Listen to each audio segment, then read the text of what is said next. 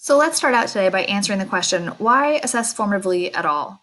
So we really want to have these check-ins on student understanding during the lesson before the summative assessment. So formative assessment's real goal is to be checking in during the learning process, not after the learning should be complete.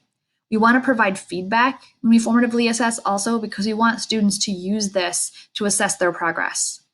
We want to provide information for teachers to use in modifying learning trajectories. So it's important that you be able to modify the way that you're moving forward based on this data.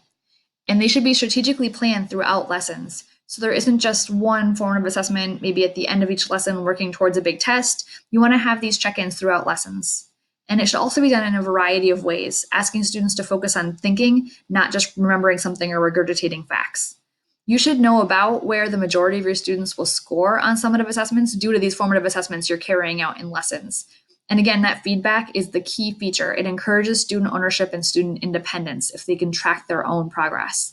The teacher also needs to be prepared to change teaching based on what is learned through these assessments. So I know it can be challenging to try to shift partway through a lesson or to move your kind of curriculum pacing, but it really is important that you're responsive to these formative assessment check-ins. And we'll say a little more about that later on today.